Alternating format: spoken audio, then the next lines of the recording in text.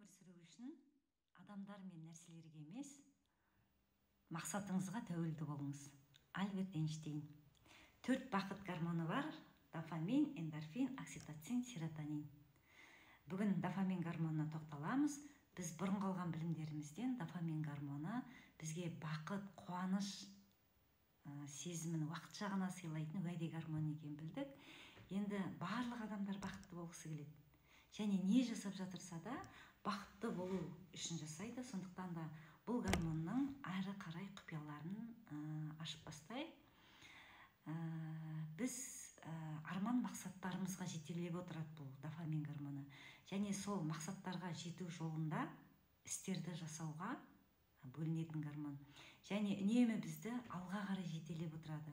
Мысалға, марафонға қатысқан адамдардың жетістікке жетуінде, футболшылардың гол салған кезде мен жасай алдым деп тудыратын қуаныш, бақыт сезімін өте көп мөлшерде бөлінеді. Және дофамин гормонының ұлы мақсаты біз үнемі бақытты болып жүру үшін емес, біз бір орында тоқтап қалмау үшін жауап беретін гормон. Ол үшін біздің мақсаттарымыз болу керек. Біз үлкен мақсаттарды қоямыз, және күнделікті сол үлкен мақсатыма жету үшін кіші мақсаттарды қойып соған жете алған кезде біз қуаныш, бақыт сезімін сезінуіміз керекпіз. Үнемі өзімізге бақыт, қуаныш сезімдерін беріп жүру керек екенбіз. Балаша қуануымыз керекпіз. Қалай балалар кішкентай нәрселерге қуанып, дәл сол сияқты біздер кішкентай нәрселерге қуанып, үнемі көңіл күйімізді көтеріп, жадырап, жарқырап жүруіміз керекпіз.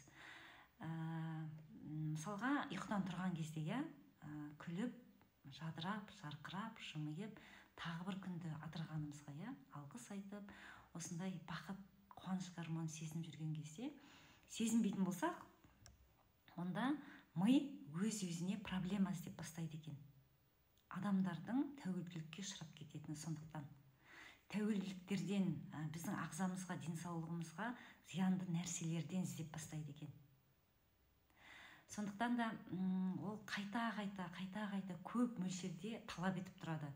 Мысалға, адамдардың азартты ойындарға ұшырап кететіні, қайта ойнағысы келіп тұратыны, көп тамақты көп жей бергісі келетіні, мысалға, біз өзімізге бақыт, қуаныш гормонын бермегеннен осындай тәуелділіктерге ұшырап кететіні үлкен инсайт болып отыр маған.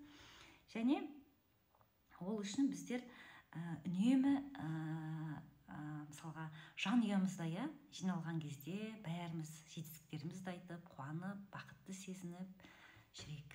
Сәттілік тілеймін сіздерге.